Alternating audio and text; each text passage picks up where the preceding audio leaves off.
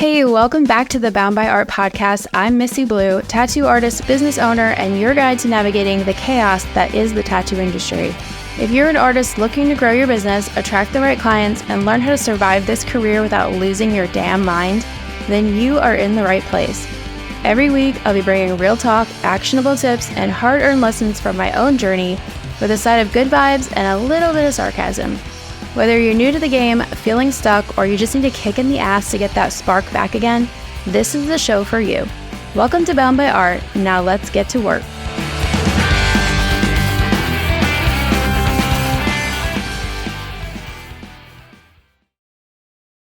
So you finally decided to hire an assistant. Congrats. But now what? Where do you even start? How do you find the right person and not just someone who looks good on paper? And most importantly, how do you make sure that you don't end up wasting your time or your money on someone who isn't a great fit? In this episode, I'm getting into everything that you need to know about hiring an assistant, from defining the role to writing a killer job description to spotting red flags before they become your problem. I'll be sharing my own hiring experiences, the good, the bad, and the why the fuck did I wait so long, so you don't have to learn the hard way. If you're ready to take some work off your plate and get your time back, let's get started.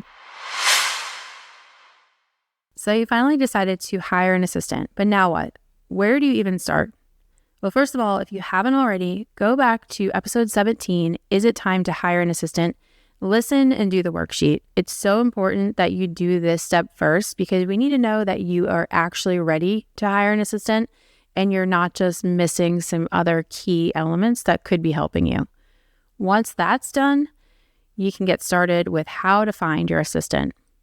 First of all, you're going to need to define the role. You have to know exactly what they're going to be doing and what they're going to be taking off of your plate. In episode 17, we talk about the time audit. So you're going to be auditing your time and making sure you are documenting every single thing that you're spending your time on so that you can pick that apart and then decide, what are you giving to this assistant when they come in? What kind of things are they taking off of your plate? And what are their routines going to be? Having a project or task list before they even get started so that you're not wasting their time and yours. You don't want to hire them and have them come in and be paid by the hour and sitting around waiting for you to give them things to do because you're not ready for them. Before you even post that you're hiring, you want to make sure that you have your job description created. So knowing exactly what type of person you need for the role and what personality traits makes that person a good candidate. Are they going to be the opposite of you, or do you want another you? Chances are you need somebody who's completely opposite from you. You don't want to have somebody who is really strong in the same areas that you are, because that's not going to be helpful. You don't want to be hiring your new best friend. You want to hire the right person for the job. You don't need another you. You need somebody who's strong where you're weak, and they love to do the things that you hate doing. Chances are, if you're an artist, you don't like doing paperwork or numbers or spreadsheets. And there are people out there, believe it or not, that love that shit. And that's the kind of person that you're looking for. You don't want another person like you that's like, ugh, I don't want to do numbers and spreadsheets and Google Drive, and I don't want to deal with any of that. You want the opposite. So creating this job description is going to attract that right person for you. It should be thorough and clear and real, and that is going to help you narrow down the results that you get, the people that are going to be applying for it, and weeding out the ones that you don't even want to waste your time on. Using a very accurate and clear description is going to scare the wrong people away, and you want that because you don't want to be sitting in interviews with people who should have never even gotten to that point. For example, when I was hiring for my shop manager, I put in the job description that I am not looking for an artist. I was very, very clear about it. It's almost better if you have absolutely no artistic ability whatsoever. A lot of people would see this job description or this job posting for a manager of a tattoo shop, and they think immediately they have to be an artist. They have to be artistic, and they want to really show that in their application that they're this very artsy person. And I'm immediately turning those people down because I don't need another artist in here. We have plenty of those.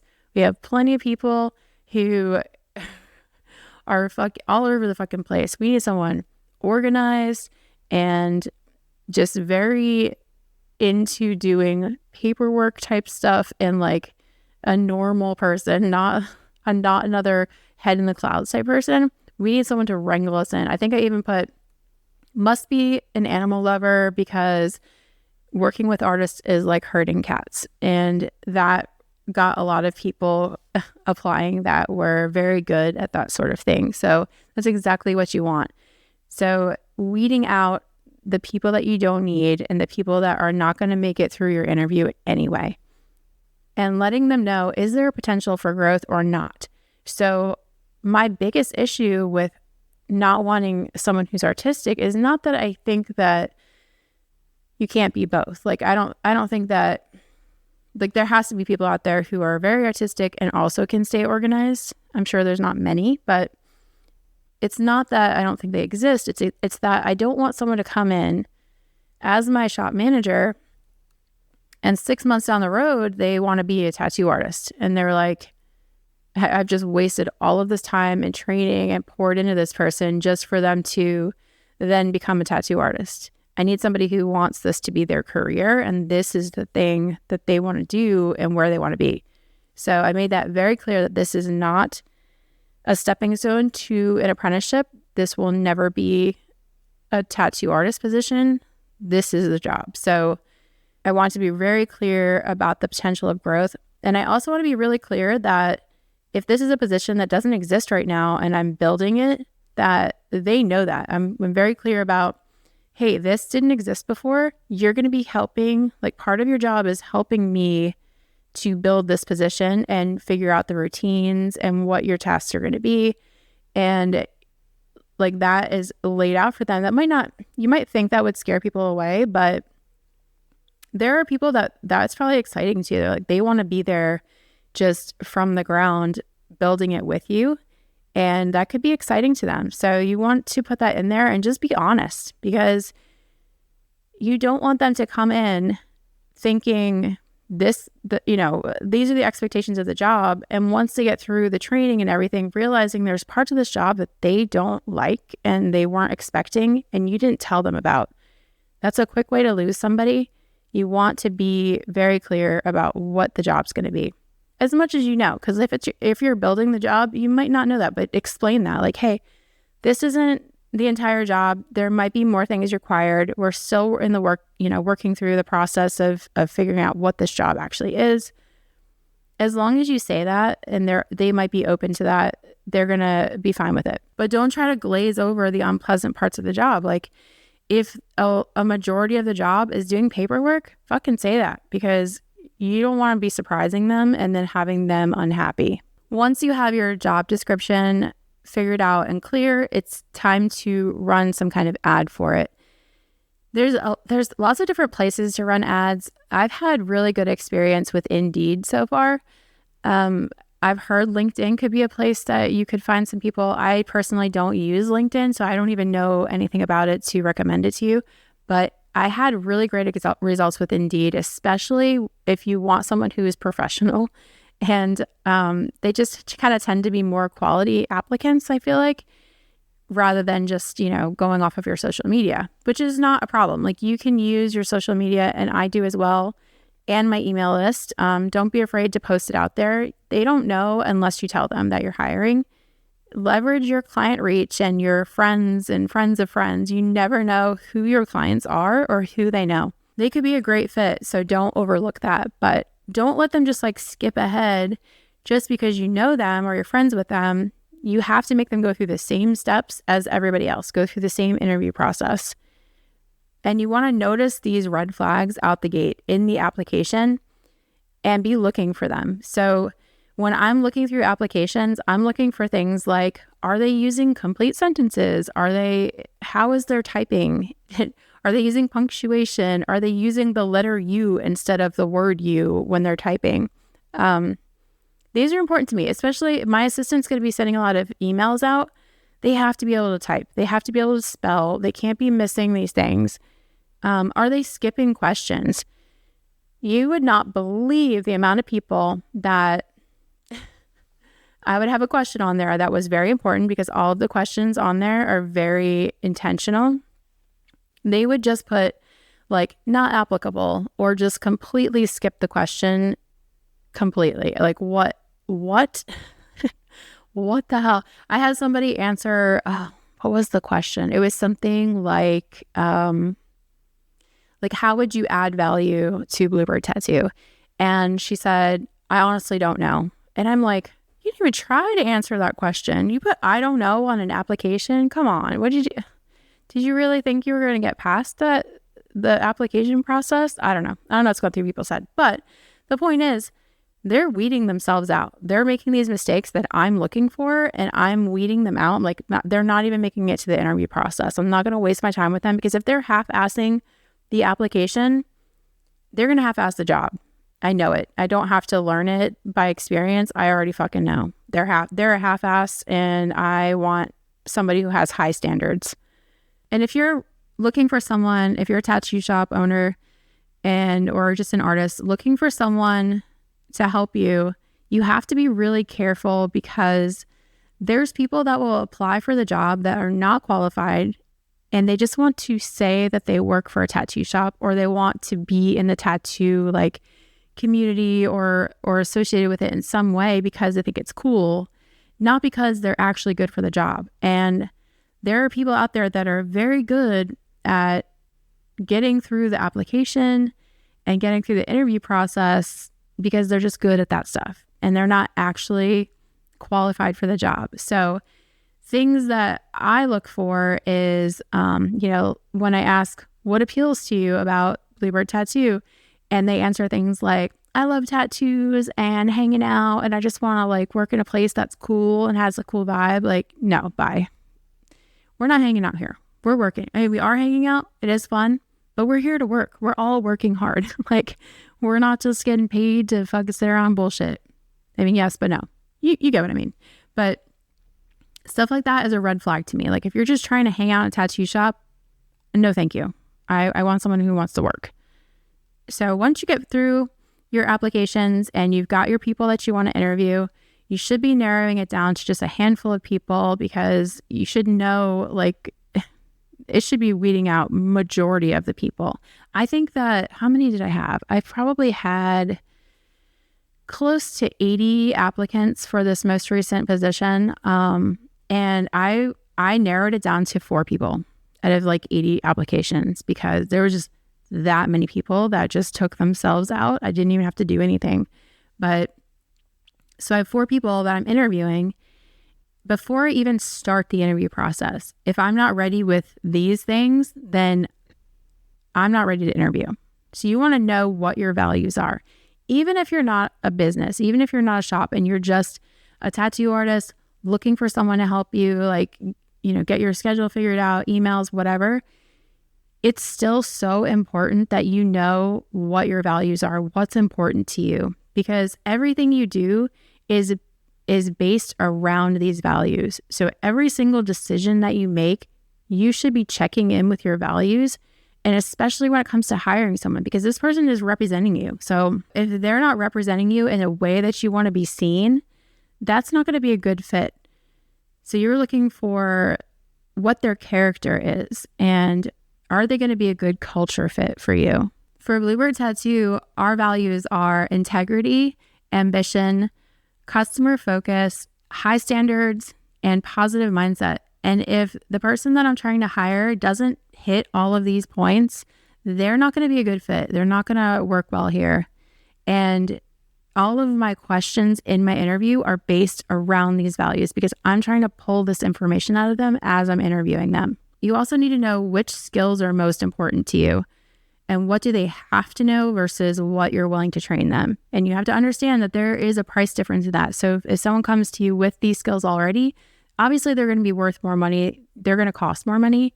But if you don't have that money to pay, you might be willing to just train them with your time. So you're kind of trading money for time. So if you can't afford someone at the higher pay rate, then just understand that you're going to have to spend more time with them, and that may end up costing you in the long run if you just come off of the money a little bit and just be willing to pay somebody, it can be a lot easier, but you have to really figure that out for yourself, what's worth it. If you really can't afford it, don't put yourself out, but just know that if you're paying someone less, you're going to get a less qualified person and you're going to have to do a lot more training. And decide which things are more important to you. So you want somebody who is like really great at typing and writing, but they don't understand the programs that you use. Fine, you can train the programs, but honestly, in my experience, if you get somebody who is not a great typer and not good at spelling, you're not going to fix that. Like, please don't try. You're going to be spinning tires with that. Just understand what is most important. Like, can they speak to people in a way that doesn't sound short, sounds friendly and inviting, and through text, which is why it's so good to first communicate with people through email, because you can see how quickly they respond, how they're wording things. Do they sound friendly through email? If they're very like short, one word answering you and very slow to respond, for me, that's going to be a no. But if you're not doing email, that might not be important to you. So it just depends on what you're going to have them doing. So going back to what is their job going to be? What is their responsibilities? What are they taking off of your plate? And making sure that their skills align with what you're going to have them do. So during the interview process, I'm asking really intentional questions. So the specific interview questions that are relating to my values and my mission at the shop, and knowing what my deal breakers are. I'm really trying to pull these things out of them. So every single question I have in my interview process is so incredibly I put so much thought and time into wording everything, because I want to try to almost trick them into showing me the red flags, which sounds fucked up. But if they're showing the red flags in the interview, it's a no for me. And I'm going to do everything I can to make them, to make sure they don't get the job if they don't deserve it. So I'm sort of trying to scare people away, but not really. Like I'm really just trying to bring out the best candidate for the position. So I'm going to ask questions that are going to really make them think and really, twist things around so that I'm asking the same question in a couple different ways and their answers better match up, or I know that they're full of shit in some way. And everybody, exaggerates in their interview and they put on their best face and stuff. So, but you have to know what your deal breakers are. So are there certain personality traits that are going to interfere with them doing the job? Is there some kind of hobby or sport that they play that's going to interfere with their availability? So if I need somebody who's going to be, getting off at 5, but sometimes they might have to stay late. If they have a job that they go to in the evenings, they have to be there at 6, that's not going to work for me. And I need to know this information. So I need to know that they're going to be available to me at all times. Otherwise, it's not going to be a good fit for me. Again, the spelling and grammar, is that something that is a deal breaker for you?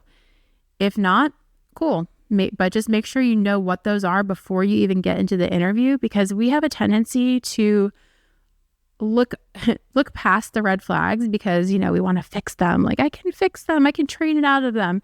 Guys, you can't. You cannot train it out of them. Their personality is their personality.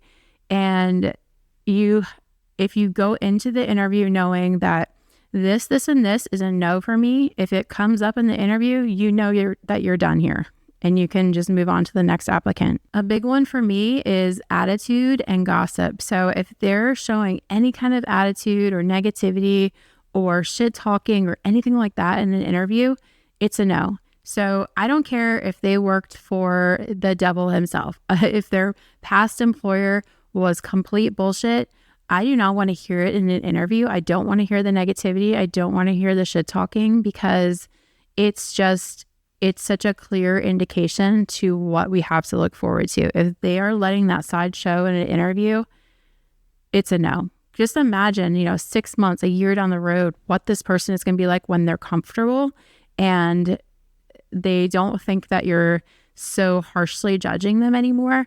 Like, it's going to be so much worse. So any kind of little thing that you see that you're like, didn't really like that too much, could just consider that for 1 second, amplified 10 times, and see how you feel about it then. And make sure you're not hiring too quickly. It's really easy to get super excited about somebody. You really like their personality. They were really fun to talk to.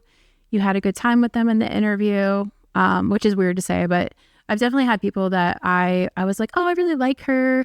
Oh, she, there is this, and this, but I think personality wise, she's going to be great. And the fact is, like, I was just so excited about this person and had such a nice time talking with them that I did overlook those red flags and I did push them out and say I'll train it out of them. And it's honestly it's okay to like somebody, but also know that they're not the right fit for the position. If it's a maybe, it's a no, period. Every single time I've hired somebody that I was like, I think they'll be okay, it's been a no. We've come to the agreement now that if it's not a fuck yes, it's a no. We have to be excited to work with this person. We want them to be excited to work with us. And if we're just kind of take them or leave them, fucking leave them, because that's a person that it's never going to be the right fit. The right person is going to feel so much different. Panic hires never work out either. So if you are feeling like, I just have to get somebody in here, I can't afford to not have somebody, I got to find somebody right now, you are setting yourself up for a really hard time. Every single panic hire I've ever done did not go well either. So it's so common, and you think in the moment that you're not you're like, no, it's not a panic hire. This is the right person. I'm not overlooking any red flags.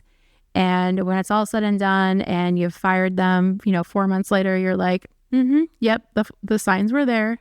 And I definitely just rushed through that and panic hired them. Just take a breath. And this is why I do 2 interviews. So I'm doing the first interview, going through all these questions, whatever. And then I'm going to call them back. If I really like them, if they did well in the first interview, I'm going to call them back and ask them the same questions again. I'm going to ask the same questions, but different. So it's basically the same interview, and their answers have to match. If they don't match, something's up. They're either, exaggerating, they're flat out lying, or something's weird, and it's probably not going to be a good fit. But if you are not taking the time to do that second interview, you're missing the opportunity to find those things that are going to be telltale signs of what's really going on. So make sure you take your time, go through those steps, and make sure that it's the right fit before you give them the job. When you do find that person, it's going to be such a sigh of relief. You're finally getting the help that you need. You're finally getting the free time.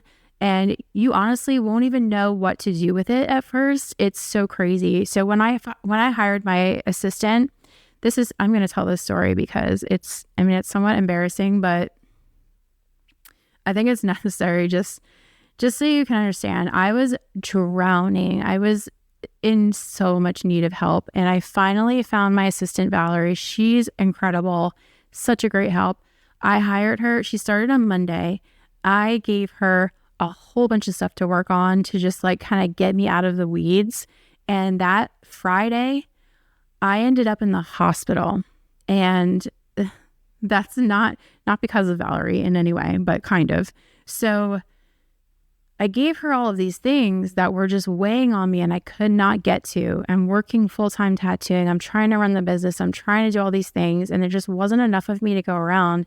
And then all of a sudden I had somebody that could take 30 hours of work off of my plate a week, which is most of the stuff that I was doing, the extra stuff I was doing.